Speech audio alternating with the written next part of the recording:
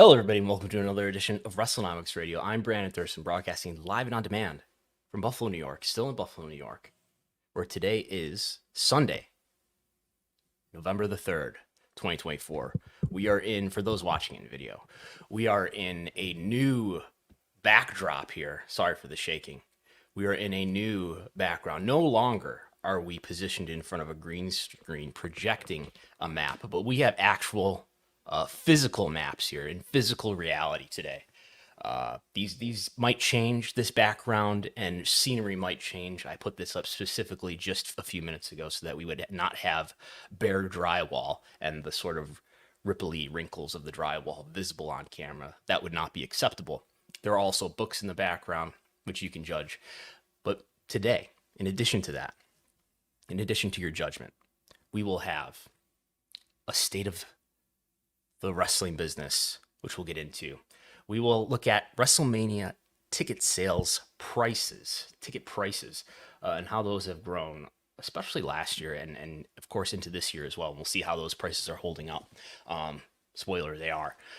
We will also discuss other things we have on the agenda, including the rankings of these TV shows over time, which is some of the most important things that there is to media value, as well as NXT versus Dynamite coming up this Wednesday, and your questions. But we will go ahead and get started with the monthly state of the business that I like to do every first show of the month here, where we have all of the masses watching, and we have to explain what's happening in the wrestling business and what's the popularity of WWE and AEW. The cleanest way, with the fewest headwinds to look at, with no headwinds, in fact, is attendance. And attendance is becoming a more complex story. For many quarters in a row here, we've had Raw and SmackDown attendances just rising and rising. And we've had Dynamite and Collision attendances on the descent. And that descent for Collision and Dynamite has not paused, has not repaired itself, has not turned around. But we are seeing a little bit of a plateauing, I would say, of Raw and SmackDown. Their attendances, especially now this is just averages by the quarter. But if we look at what's the cleanest way to look at this is to look at the given Raw, the given SmackDown, the last time that Raw or SmackDown had been in that particular city. So that's not looking at Raw against a SmackDown. That's not looking at a SmackDown against a Raw. That's not looking at a house show against the TV. It's the same event type. Because I know you're going to say, well, but Friday is a better night for live attendance. We're only looking at SmackDowns against SmackDowns in the exact same city. And what we've seen now for a number of shows in a row, it's been a while now. It's not been since October the 5th, almost a month ago, since we've had a positive market-to-market same event comparison that was positive. Now, these aren't overly concerning. They were just sort of reaching the top of the limit of what these attendances are going to do at this moment in this sort of composition of what W's popularity is, which is greatly elevated. Let's keep in mind, greatly elevated from 2021, 2022. In any case, Raw in Hershey was down 15%. SmackDown in Brooklyn was down 6%. Raw in Philadelphia was against the WrestleMania Raw, so let's dismiss that one away. But we've got Columbia, South Carolina SmackDown on October 18th was flat. After almost all of these events had been positive comparisons, as you can see over here on the right. Overwhelmingly positive comparisons. We even had the UK tour that they did. We don't have every event, but we have most of the events that they did on the UK tour, and they're either flat or down. So we're seeing, yes, I've been asked the question a few times, is W's popularity plateauing? Well, their attendance is plateauing for the time being, and we'll continue to look at it again and again. And here on the free edition, we'll probably, this is what I like doing for the masses here who want to understand what's happening with wrestling business. Maybe you're not a subscriber. What is the state of W's popularity? It's probably still, it's still very healthy, but these attendances are starting to reach their plateau. Okay, what about AEW though? AEW continues to have almost completely negative comparisons. Here we have a table showing us every date going back to late April, and there's two positive comparisons here. Every other of these, I don't know how many this is, 15 or so comparisons we've got here are negative. Nashville Dynamite in July, Chicago Dynamite in July. Those were up by single digits of percent. But we've got the Cleveland Dynamite that they just did, the Fright Night, 3,681. These are all WrestleTix estimates of tickets distributed, by the way. Down 20%. The Cleveland Dynamite from the last time they did Dynamite in Cleveland. Collision in Toledo. Apparently they did a Collision in Toledo before. Down 40%. Pittsburgh Dynamite on October 2nd, down 22%. And of course, the Flushing New York Dynamite Grand Slam, down 22%. And that's the story generally of these numbers here, as Dynamite, as AEW continues to have weakened attendance. Okay, does that mean they're going out of business? Well, no, but we'll discuss that more. But what about TV ratings? Okay, TV ratings for AEW. Total viewership is down 17% year to date. That's just looking at it on a week by week basis. Dynamite is down 17%. Collision is down 25%. Meanwhile, WWE is down only 3% for Raw and 7% now for SmackDown. Now, SmackDown's got the issue of going against now in this period where they've got quite large margins of negative comparisons in the week-to-week comparison. It is now looking at a USA Network episode against a Fox episode. And of course, Fox has broader reach, a larger audience, a larger coverage of households have access to Fox versus USA Network. So that's definitely accounting for some of what we're seeing here in SmackDown, largely, I would say, especially when we're looking at double-digit negative comparisons, whereas before the move to USA Network, these comparisons were mostly positive. So we keep that in mind. And of course, Raw has been 2 hours now instead of 3 hours. We're not seeing any meaningful difference. We're seeing pretty much flat comparisons here. If that's helping the average, as I kind of predicted, if it's helping the average, it's like single digits of percent. Okay, but that's total viewership. That's just total viewership. And I know what you're thinking is, what about the demo? Well, what about the demo? If that really matters to advertisers and how you're selling advertising during your program. And Dynamite is down 18% in the demo. Collision is down 32% in the demo. By this comparison, Raw is actually up, and SmackDown, even though all these episodes since September 13th have been on the USA Network instead of on high reach Fox, they've now become flat. Despite all of these negative comparisons they've got on cable versus broadcast, they've just flattened out. Now they're probably going to go negative as the year goes on here, but suffice to say, against the headwind of what about cord cutting, WWE is doing pretty well, especially in the demo, and their comparisons in total viewership are not as good looking, which tells you that the viewership, the audience of these live and same day viewership, the audience is getting younger, whereas while these comparisons in the demo, down 17% for Dynamite, down 18%. Okay, they're about the same. Down 25% for Collision, down 32% for Collision in the demo. That means Collision's audience is almost certainly getting older, but Dynamite's audience is staying about the same age because it's down to just about the same degree in the demo. But what about cord cutting?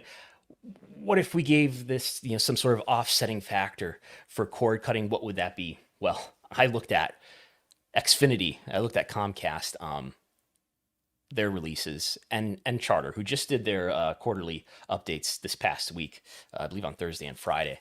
And what we found is, now these are the two biggest cable carriers in the United States. This is not every cable carrier in the United States. I did not go through Breezeline and Verizon. I didn't go to YouTube TV, which is, I think, growing. I'm a subscriber now.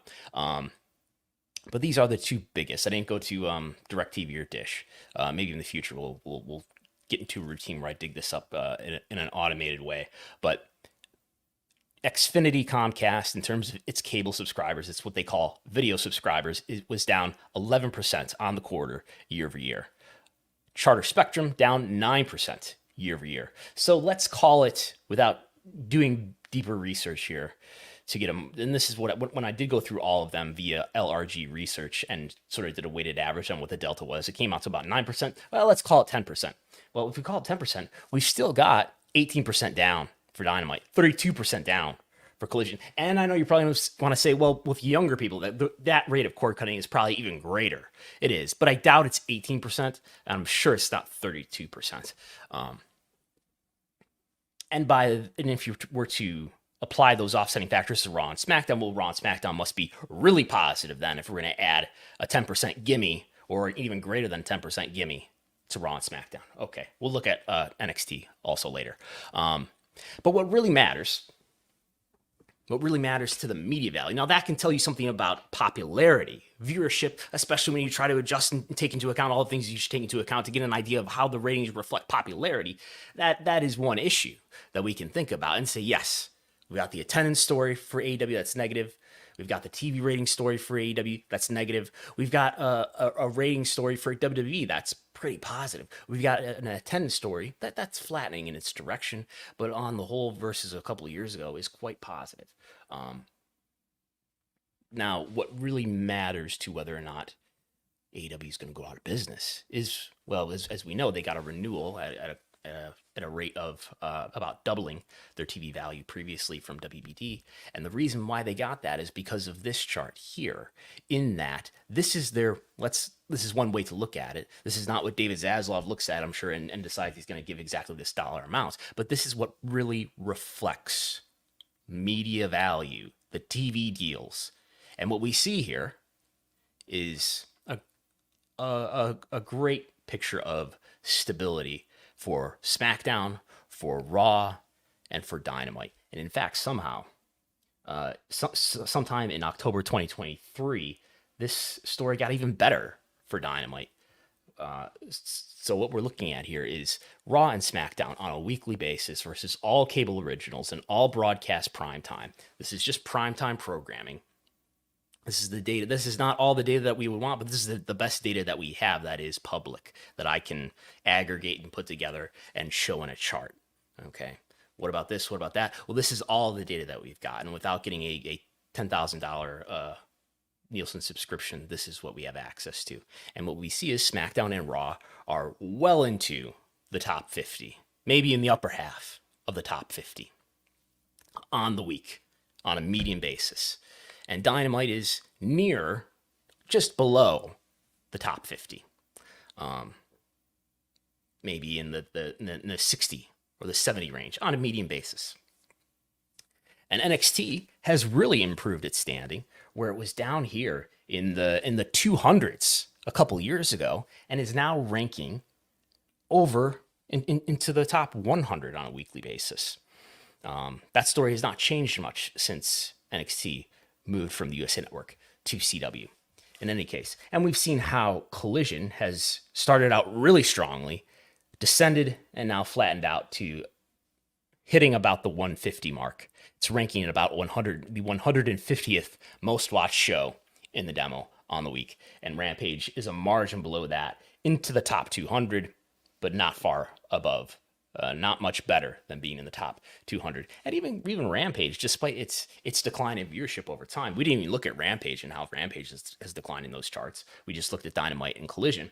But even Rampage, since the middle of the year or so, has improved its rankings somehow, as just more programming has shed away and declined worse than these programs have.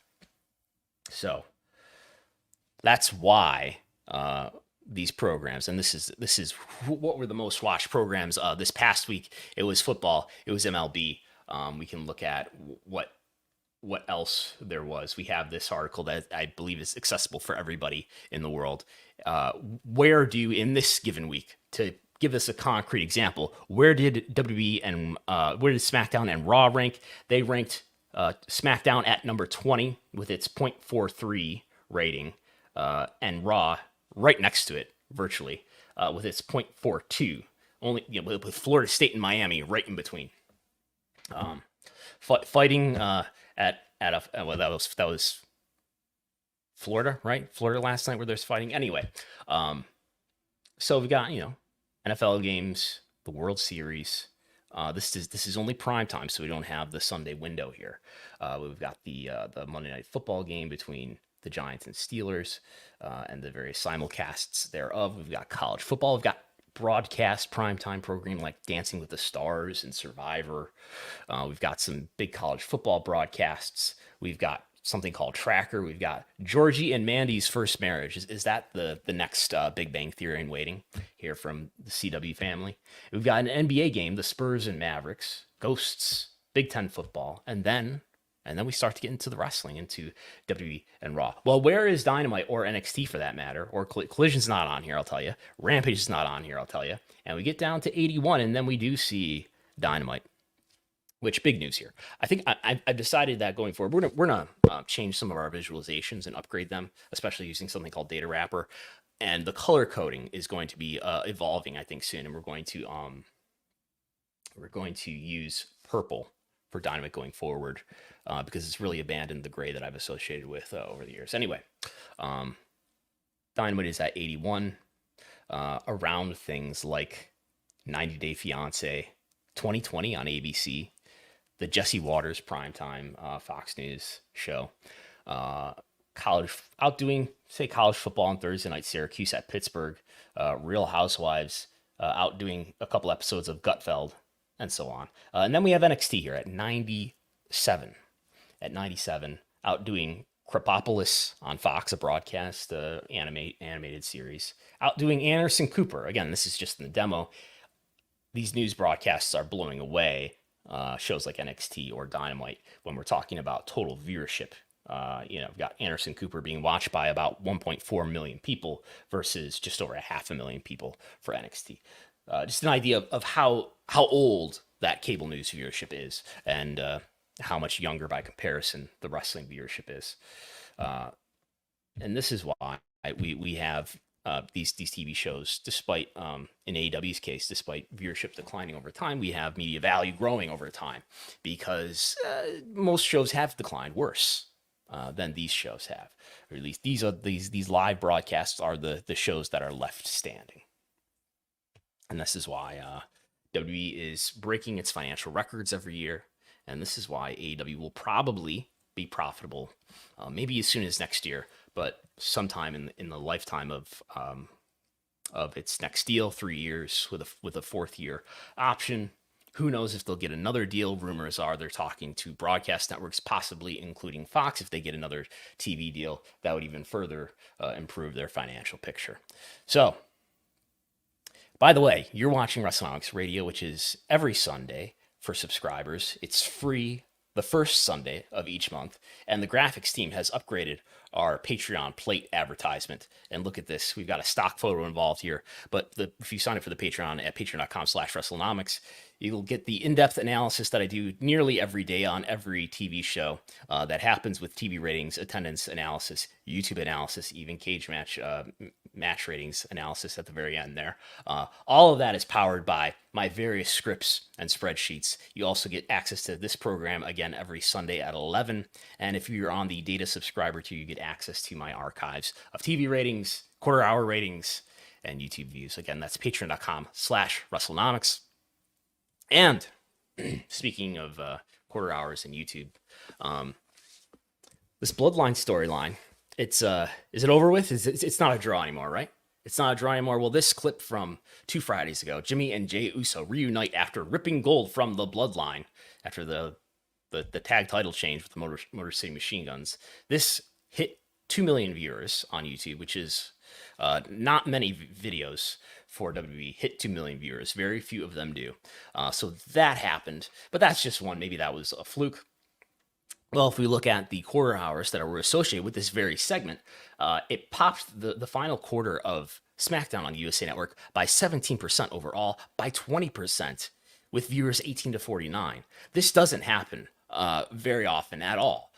Very rare that you see something that's over a 15% delta from quarter to quarter. This is one of the biggest quarter to quarter jumps. And I know we have ad breaks marked out here, and usually it's the case that, well, there was 2 ad breaks in the prior quarter, which there were, and then there's no ad breaks. There was an ad break in here. There was a picture-through-picture ad break. But nonetheless, even even if you take all of the ad breaks into consideration, you rarely see something that's in the 20% for the demo, or at 17%. I looked it up at the time to say how many quarter hours year to date have really reached this threshold, and it's less than 10, I believe, for all 6 shows that we follow here. So clearly, what can you say here? The YouTube data suggests this. The quarter hour data supports this, that there was special interest, there was drawing power in this reuniting of the Usos. But it goes on. We're not done yet. Then on Monday, Jay and Jimmy Uso repel Bloodline sneak attack on Raw highlights October 28th.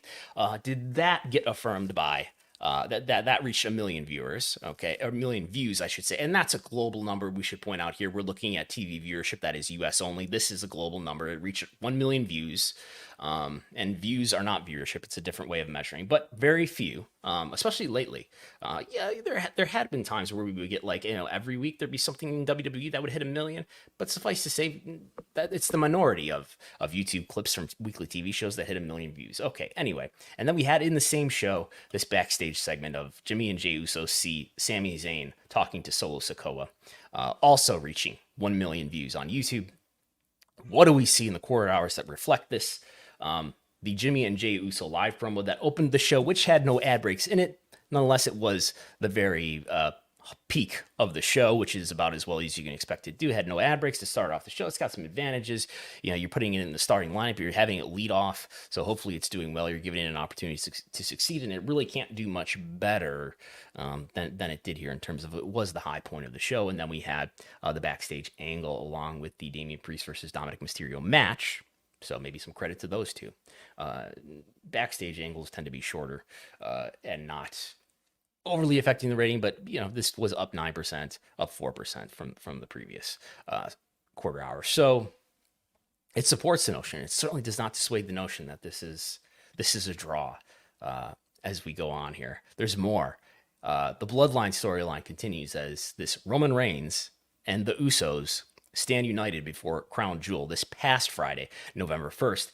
This segment on YouTube also reaching 1 million views globally. Nothing else in this week did that. And again, we've gone a number of weeks here. I think, nothing has reached 1 million views within 7 days for even WWE, whether it be Raw or SmackDown or NXT. And AEW is another story, which we'll get to. And we don't have quarter hours yet to reflect on how this did in terms of the TV rating itself. So in AEW land, very few YouTube videos reach 1 million views within 7 days, which is the amount of time that we track all of this for. But one video did this week for AEW, and that was Bobby Lashley comes face to face with Swerve Strickland, as that reached 1 million views. And there are only 2 other videos that have reached 1 million views within 7 days this year. Not only the debut of Bobby Lashley, the debut of Mercedes Moné, and highlights of Christian versus Adam Copeland I Quit match. Common theme there, a lot of former WWE people. So there's 3 year to date, which sort of tells you they're on track to maybe finish the year with 3. But let's say they even get one more and they're at 4, or maybe something really big happens and they're at 5 or something like that. Well, how many 1 million view videos were there? Last year, there were 9. So we're at 3 here year to date. There were 9 last year, 3 times as many. And all of those, I think, it happened before that. Now there were 1, 2, 3. There was a November 1st, a November 29th, and a December 6th. And this was, what do I tell you? It was Darby Allin dethrones the king of television in his hometown of Seattle. CM Punk has plenty to say in his return to television on Collision, on the first episode of Collision. The Nature Boy Ric Flair in AEW. He has an iconic gift for the legendary Sting. Rated R superstar Adam Copeland makes his in-ring debut against Luchasaurus. Adam Copeland kicks off a must-see opening to Collision. Adam Copeland has arrived in All Elite Wrestling. Sting and Adam Copeland, Christian Cage and Adam Copeland, Christian Cage versus Adam Copeland. So a lot of Adam Copeland there, a lot of Edge there, a lot of former WWE people there, and debuts and returns. These are moments that, especially online, do really well. The most encouraging one, as far as like somebody who's really established with AEW and not established prior to AEW or in WWE, is the Darby Allin clip there, as he dethrones Samoa Joe, the king of television. That's what that was, right? But for the most part, everything else in that year, last year, was, well, it was CM Punk coming back, it was Ric Flair, it's Edge, who I still want to call Edge, and Christian. In 2022, okay, that's 2023, there were 9 videos that reached 1 million. In this year, again, there's 3. In 2022, there's 32 videos. 3 this year, 9 last year, 32 videos reaching 1 million in 2022. But I think it's just reflective of the story that we see more generally that we just talked about in the state of the business, is that you're seeing a declining story in attendance. You're seeing a declining story in TV ratings. You're seeing a declining story in digital here with YouTube, on a platform that, if anything, it has a tailwind, not a headwind. It is being pushed, not pushed against, in terms of media adoption, more people using, younger people using YouTube. YouTube, the most watched streaming platform of all, by the way, even ahead of Netflix. But in any case, there's an immense amount of content there. I won't go through all, what is it, 32 videos here for you, but suffice to say, that's another sub-story that we can tell in this broader story of the decline in popularity and interest of AEW. It's even happening on digital in this case. Okay. How did that segment, Bobby Lashley and Swerve, do in terms of a rating? Well, it occupied this 11-minute overrun, pretty long overrun that Dynamite had, and it was the peak in the demo. It grew the demo by 7%. It peaked the demo up to a 0.21 on a show that averaged 0.19. So it did well enough. It didn't light up our box here, but it's an overrun. Okay, so there's interest in this. Well, you can assess it as it goes on and see if it lasts.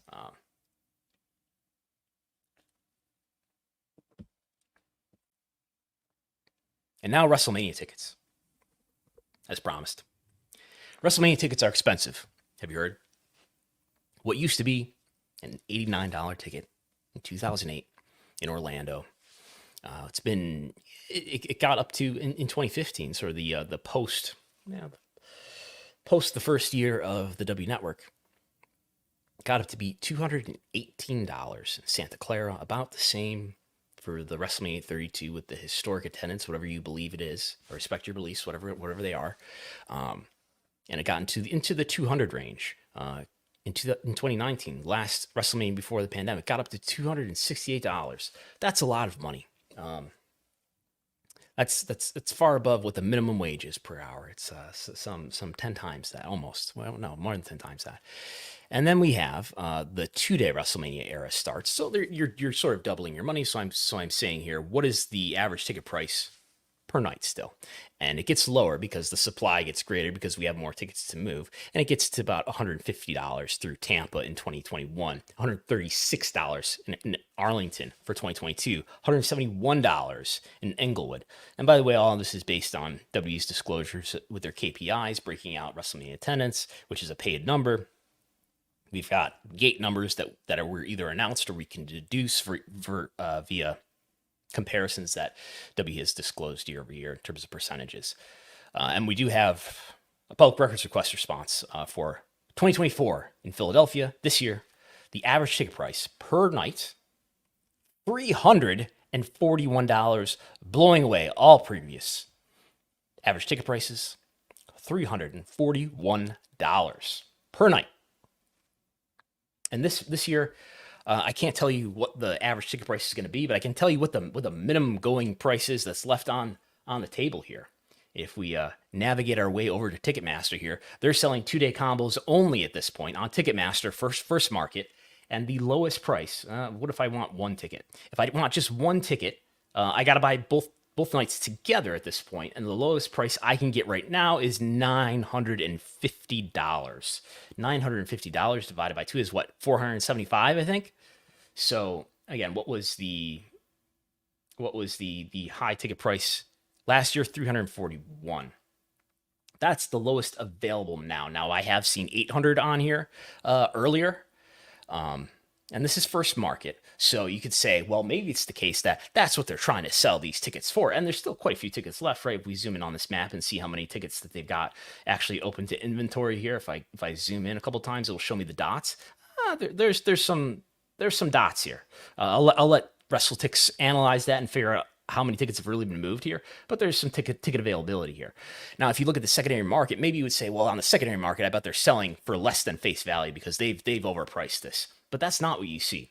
If you go to SeatGeek, you've got 2-day passes on sale here for no cheaper than $813. 2-day passes. So you're presumably that's slightly over face value, or it's at least close to face value at worst. And if we look at, well, maybe that's just SeatGeek. What if we look at another site here? What if we look at StubHub? 2-day tickets also no cheaper than $816. So in the range of the cheapest ticket that I've seen, and it's not telling you that they've overpriced this, at least at this point. And I think it's, and look at this little marker that StubHub, which is probably in some sort of business partnership with WWE, probably should mention, but this event is in the top 10% of events in WWE Wrestlemania. I don't know what that means. When ranked based on the rate of unique visitors to the event or the past day. Well, wrestling fans, as usual, are avidly looking at this page, I guess. So I think you don't want to sell out as much as selling out is a good public story. Standing room only they're selling here? They're selling standing room only over here. For what? $6,729. 2 tickets for, I don't know what's going on there.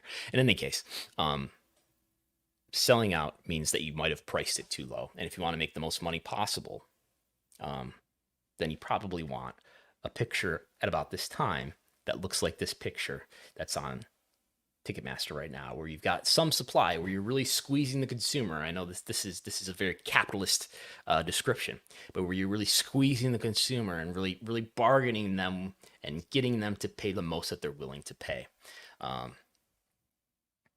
Does that earn you goodwill? Probably not. But does it earn you a lot of money?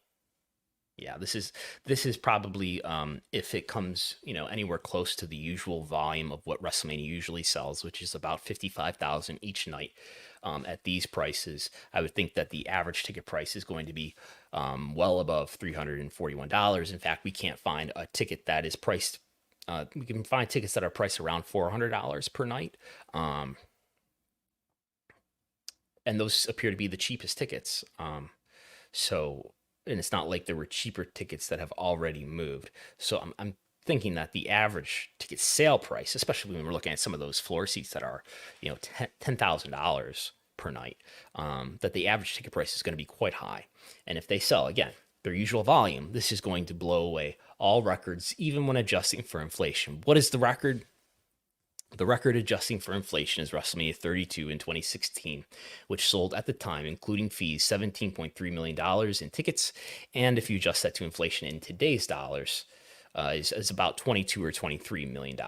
So that's what each night would have to exceed to break the single event, all-time gate record in all of pro wrestling history. And it certainly seems positioned to do that. This year's WrestleMania came close to that, and it did that in terms of not adjusting for inflation, but didn't surpass WrestleMania 32 when adjusting for inflation, nor did it pass WrestleMania in 2019 when adjusting for inflation. These events, it's looking like, are going to do that. And moving to merchandise rankings, estimates based on how various merchandise items are ranking on the top sellers pages of WWE Shop and Shop AEW and Pro Wrestling Tees. This month, Jey Uso looks really strong, especially when we look at his Yeet shirts, which are appearing here in the lower ranks of the top 10. We've even got a Jimmy Uso shirt that has done quite well here in terms of the ranks. Now we should caveat all this to say this is based on a daily reading of where items are ranking, and I still got Chris Jericho in here. I thought I removed that. That Chris Jericho obviously should not be in here. This is part of an earlier error, where I erroneously had some items that were counting towards Chris Jericho. He is not in the W Shop top 10. And what we would have here instead of him is the Terror Twins would be like in the number 10 or number 9 spot.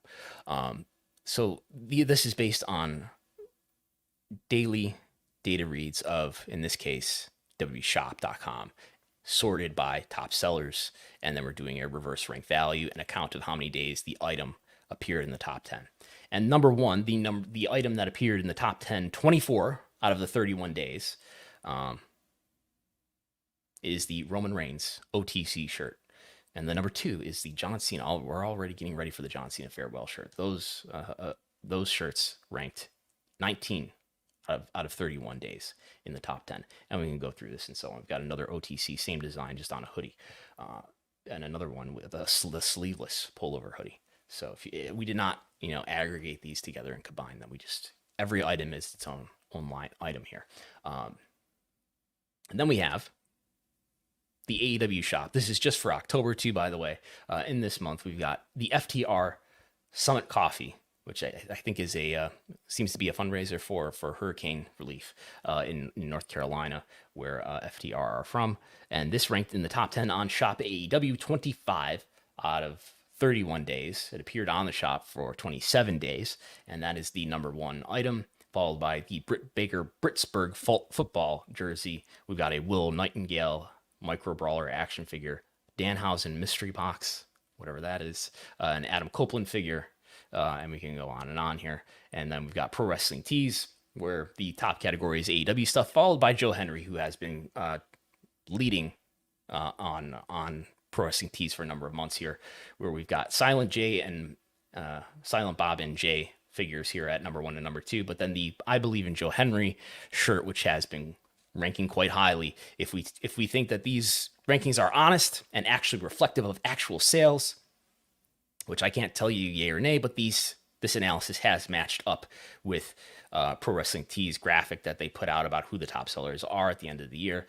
This analysis has matched up with W Shop's seemingly ordered list of who the top sellers were at the end of last year.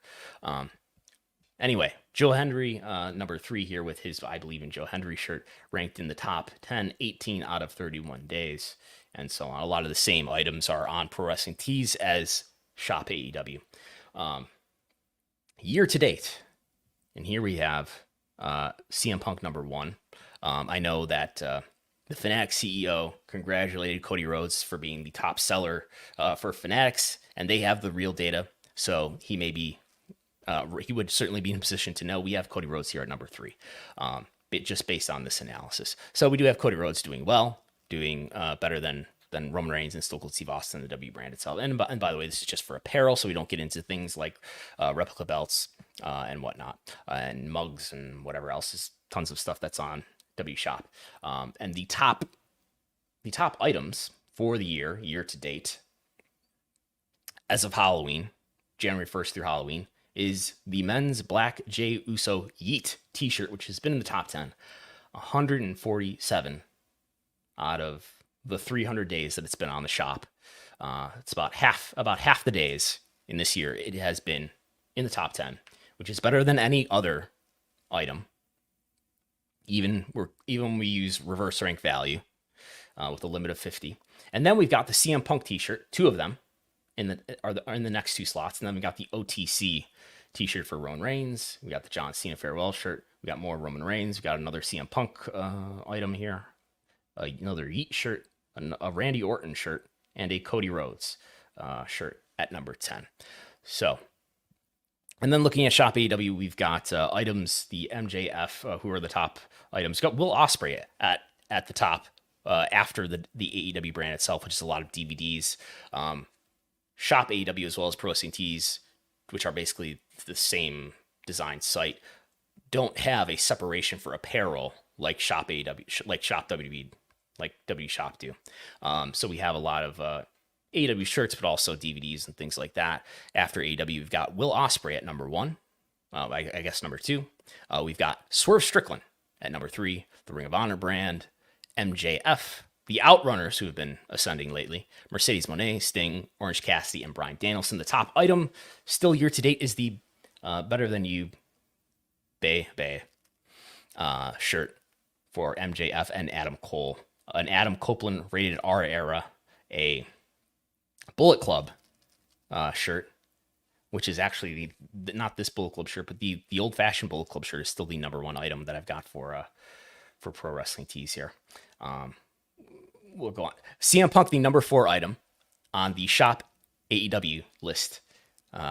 So he's ranking highly. His items ranking highly on both the Shop AEW page and on the W Shop page. Even though he's not ranking, even though he's not on the site, I don't think anymore. In 67, he was on this item was on the Shop AEW page for 67 days. All 67 days, it ranked in the top 10.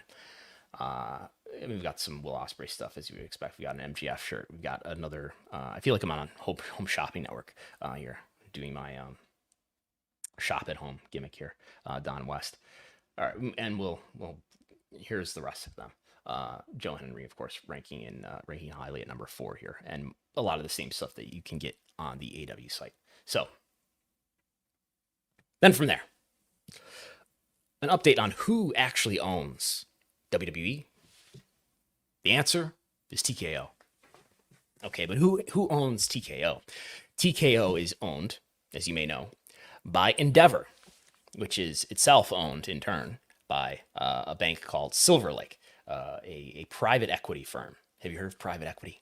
So just to explain and update everyone on who owns the parent company of WWE and AEW, controlling ownership, 54% at this point, and it'll be a little bit more once the transaction in, I believe, March of 2025 is complete. That results in TKO also taking into it the current Endeavor assets, PBR, On Location, and IMG. Endeavor will become about 59%. We'll have about 59% of the stake in TKO. So we'll look back at what was happening just before the TKO transaction was completed. In 2022 and 2023, Vince McMahon held just over 1/3 of all WWE shares, which by itself would not give him control. But because WWE, since it went public in 1999, contrary to popular belief, WWE did not become a publicly traded company when they went TV PG in 2008 or 10 or whatever that was. WWE was always a publicly traded company since October 1999. In any case, he started with I think about 50%, 51%, something like that in the very earliest days of WWE being a public stock. He sold some of that over time, including to fund his second venture at the NFL or at the XFL. So he sold some stock to relaunch the XFL. In any case, he ends up down to 38% of the entire company. But Vince McMahon and his direct descendants, not you, Triple H, his direct descendants have always been, since 1999, granted special voting power. So each one of their shares counts 10 times against everybody else's shares. They have Class B stock. This is not something that's unique to Vince McMahon and the McMahon family. This is something that happens for a number of publicly traded companies. It gives founders special founder power so that they can draw their stock down and sell some of it off, but still control the company. And we even hear things like Tony Khan say that, he won't deny that WBD has some minority stock in WBD. He won't deny that WBD has some minority interest in AEW, but he insists that he has 100% of the voting power, which implies that WBD has non-voting stock. that doesn't give them any voting power, is what he's implying there.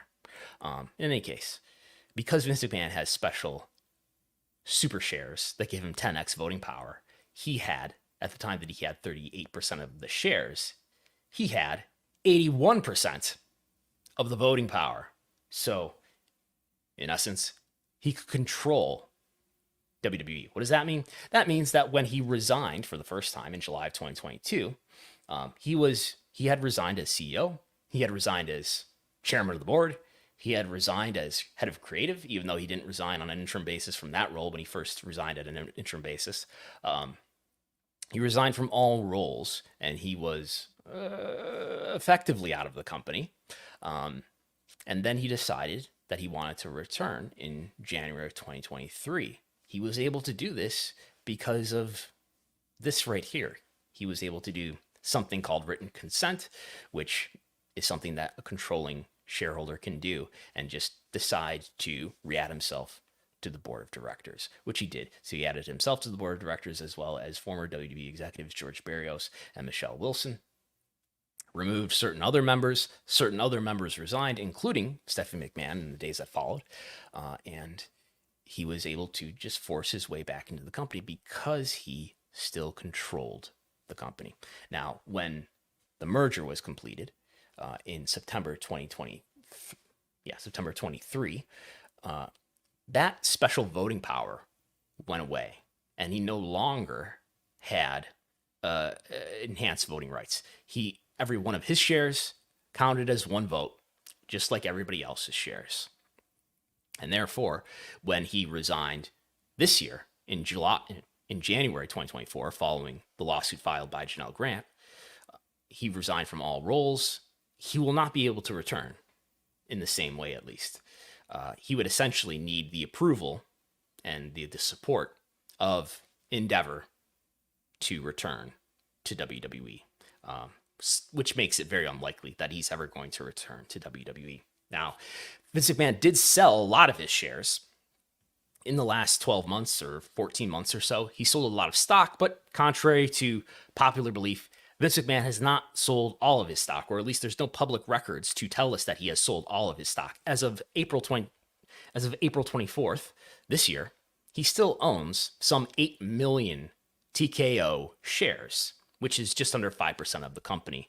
And again, that's just under 5% of the voting power. So he will not be able to, through written consent, force his way back into the company.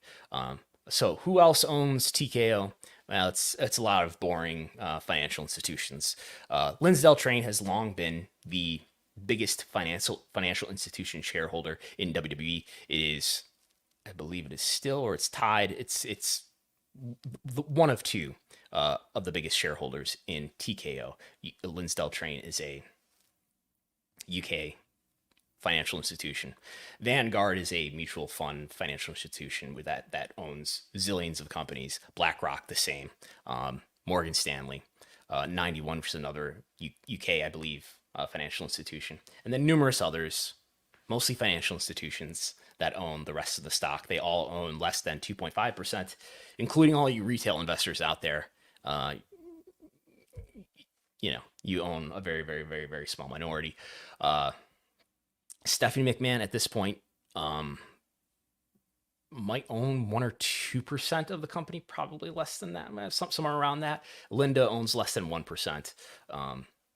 And various executives have shares that are worth a lot of money to you and me, but on the scale of TKO is less than 1%, might be less than 0.1%, including Paul Levesque. So there's all that. Now to your questions, and maybe my answers, maybe my evasive answers. We'll see. It remains to be seen. First, Delmar. He says, just to tie up loose ends. First of all, Delmar sends a lot of questions, which we love and we appreciate. He will often send me a question late in the process of my slides making. So what we have here, we will have two questions from Delmar, one of which is from last week, which is this question. Just to tie up loose ends, next week, which is this week, will be AEW's biggest test, not just winning for bragging rights, but ensuring they stay steady and NXT doesn't drop them badly. Some wrestling media outlets have mentioned the 329,000 number 3 weeks ago. This is when AEW was preempted to Tuesday. That it made it apparent that AEW no longer has exclusivity. Not sure what that means, but next week we will get that read. NXT has the advantage of being on network TV, main roster talent, and a themed ECW arena.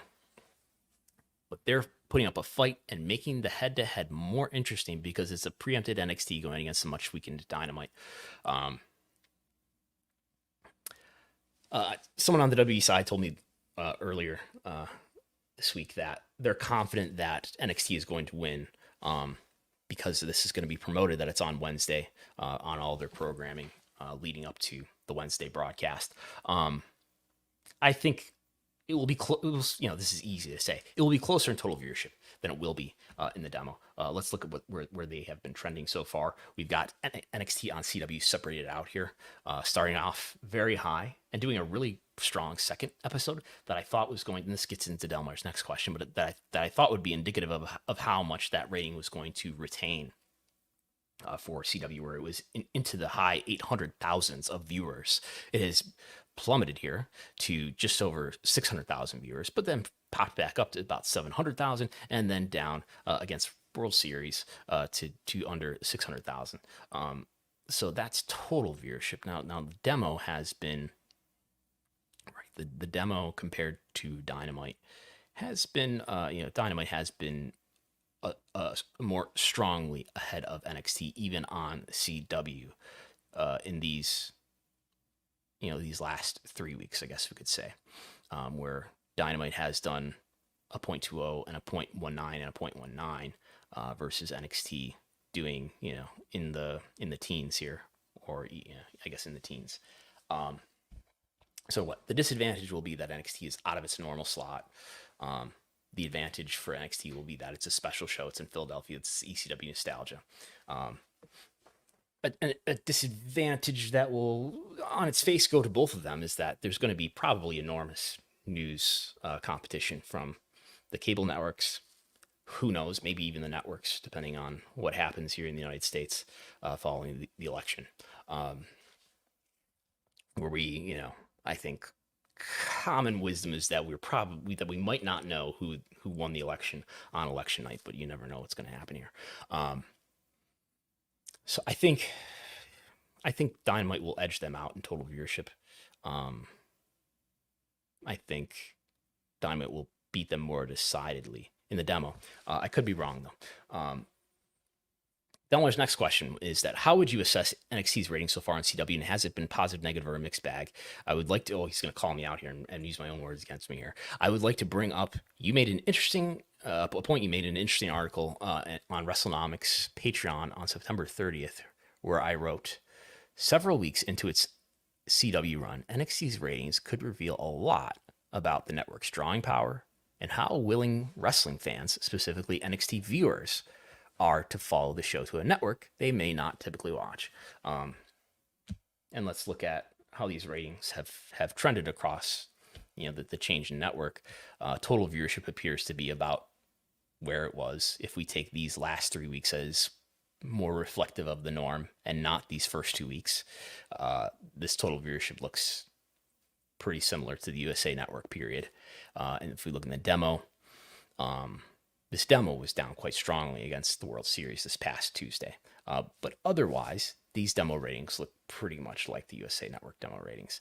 Now, in terms of what CW is doing normally, again, as we said, leading up to this change in network, this is blowing away anything else practically on CW, except for some occasional awards show specials or something like that. These are really good ratings for CW. And they're getting it for about $25 million per year, which is probably pretty cost effective. It's a good price for them. I don't know how to calculate their return on investment for this, but they're getting a show that's doing a lot better than what would be in its place. So is it positive in terms of holding up and delivering the same viewership? Yeah, I would say so. It is what we said it was. They are who we thought they were.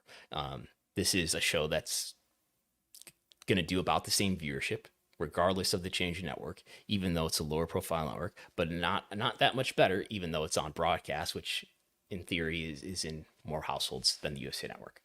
So I would say, yeah, about what we expected it to be, and positive, and we kind of expected that it would maintain its viewership, and it looks like it has.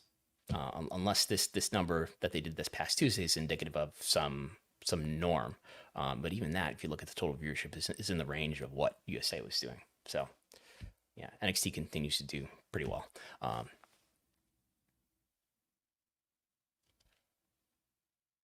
And this is how it's doing year over year versus the same weeks, and it is down. We are seeing some negative comparisons here, particularly in the demo. We had a stronger than usual World Series, but we'll let that wash out over time. I would still like to see more. We still need to see more episodes, more ratings for this to play out and make more of a judgment. Billy P says, before I ask my question, I just wanted to say the Pollock and Thurston episode about the Ring Boy lawsuit was excellent. It's embarrassing to me how few places cover these types of stories in any depth, so I appreciate the continuing coverage from both of you. So my question is whether you have any worries or thoughts as to whether covering these types of harder and more controversial topics can hurt Wrestlenomics or the Pollock and Thurston show in any way. This could be by having less access to companies or individuals, or having pushback in ways behind the scenes that I'm not aware of. Thanks again for your great work. Thanks, Billy.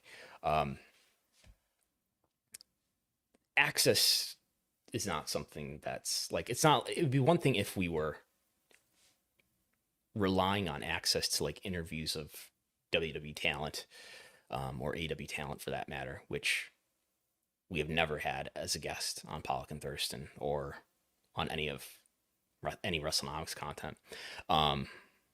There's really nothing.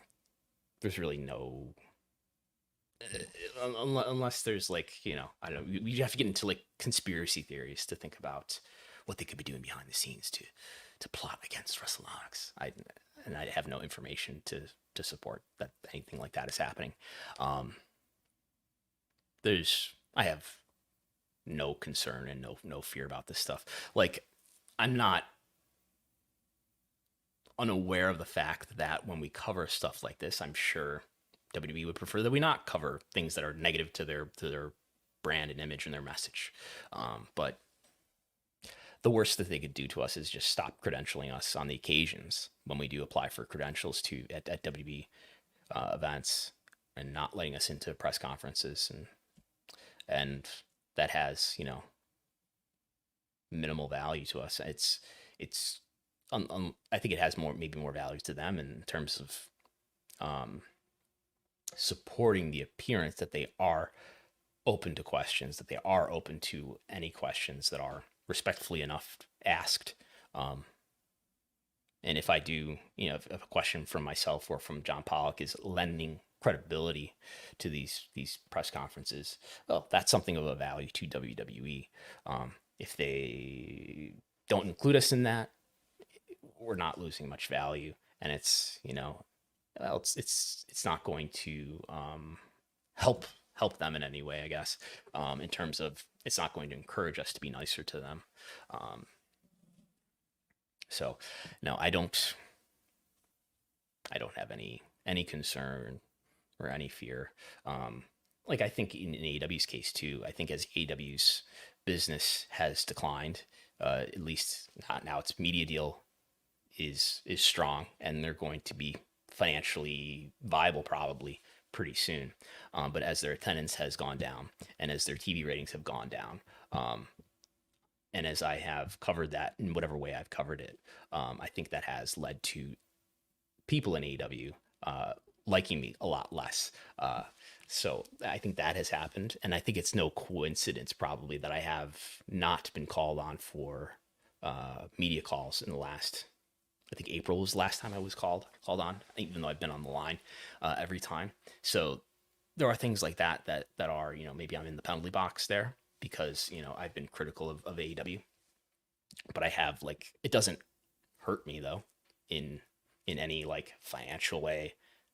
So they're free to do whatever they want, and I'm free to do whatever I want. And I think I have no fear, like, whatever. Eric K says, how much money per year do you think Tony Khan could reasonably expect from an ROH TV deal on TruTV?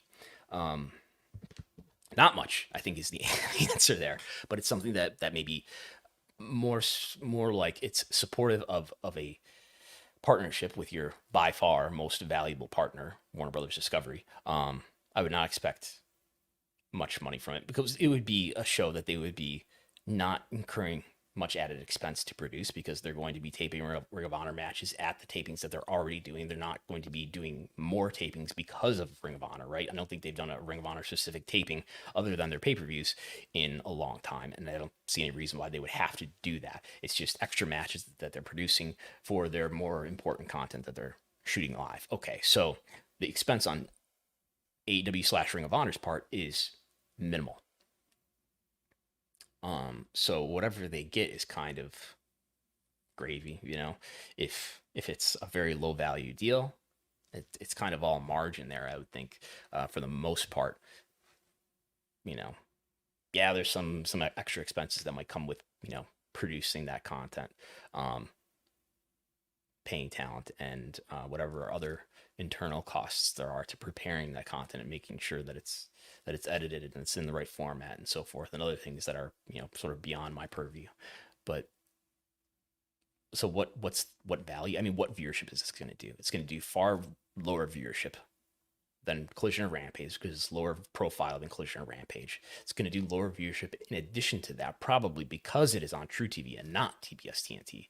I mean, I see this doing like a Impact Wrestling type number where, like, I don't know that it would do with 100,000 viewers. We're talking about very low ratings in the demo here. You know, maybe under 0.05. I'm sure if this happened, there would be a huge debut episode that would do well, and then every episode after that would do lower than the debut episode, as they all seemingly do. What's NXT's deal? You're getting a lot lower than that, I would think. But then again, the NXT deal was like this anomaly, apparently, in terms of cost per viewer hour. I would think, you know, something still under NXT because it's not going to deliver anywhere near what the NXT deal is delivering. Something probably well under 20 million, maybe under 15 million, which was NXT's old value on USA Network. Maybe under 10 million. Kind of just shoulder programming, you know. What did AEW get for it's an all access show? What did AEW get for the Roads to the Top show? Even though those were like 6-episode series, this would be presumably a 52-week a year series. What I'm getting to is I almost feel like it's something that would be more about supporting the partner and supporting that extremely valuable and important relationship versus the monetary return. Even though there might be some sort of monetary payment for it. Very little, because the viewership would not be very big, I think is the answer. Then Roman G says, good morning, Brandon. Going to throw a curveball and ask a non-AW question, building off of the general WWE live event and Wrestlemania ticket pricing convo. I wanted to get your take on if you think this will all head to. Do prices ever go back down with a plateau / decline of sales, or does Endeavor decide to keep prices higher to preserve a higher brand value? Side note, with some anecdotal sampling, 100 level row 29 tickets were $1,000 in Philly and were $1,100 per ticket per night for the 2-day pass. So I think you're saying they were $1,000 for both days in Philadelphia and were double and then some for the 2-day. I imagine that those will go up for the single day on sale prices. Thanks and have a great day. Thanks, Roman. So do I think that prices will ever go back down with a plateau or decline in sales? Or does Endeavor decide to keep prices to preserve a higher brand value? I think they'll do whatever supply and demand, you know, games they can play in terms of, you know, they want essentially not all the tickets to be sold right away, because if the tickets are sold out right away, then you're not pricing it as high as you could have and not getting as much money out of these sales that you could have. If we ended up in a world where WWE got a lot less popular for some reason, which is not really foreseeable, but if it got a lot less popular for some reason and there was a lot weaker demand for a WrestleMania, I think you would see the prices get a little bit lower. Yeah, if it means that they assess there's a strategy to get the most money over an alternative of keeping the prices at a higher rate and ending up with a stadium that's not as full. I think there is some brand value in ensuring that the stadium is full for your biggest event of the year, as opposed to, I don't know, putting 20-30,000 people in a 50,000 seat configuration. I think they would probably price it to that. I think there is some brand and market value in that. Okay, and I think that's the end here. As we've, if you want to send questions in for next week, which is for subscribers only, it's mailbag at Wrestlenomics.com to send those questions, and mailbag at Wrestlenomics.com. And again, if you want to listen to this program every week, you go to patreon.com/Wrestlenomics if you have not already, and sign up, subscribe to get not only this program every week, every Sunday at 11 a.m. Eastern, but you also get the in-depth, unmatched analysis with the near daily exclusive reports on TV ratings, attendance trends, YouTube, and more.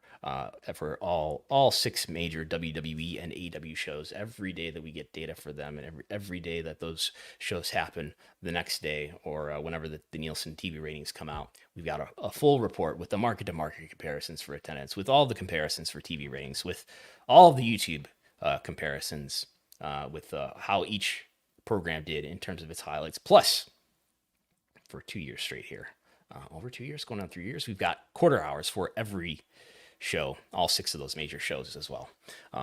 So patreon.com/Wrestlenomics is where to sign up if you haven't already. And thanks to everybody who does sign up and supports Wrestlenomics, and allows all this to happen, allows all these maps to be behind me and so forth, and things of that nature. We'll be back on Wednesday with Pollock and Thurston, on Thursday instead of Wednesday, because there's a TKO earnings report happening on Wednesday, I believe at 5 o'clock, and we will cover that on Thursday at that time.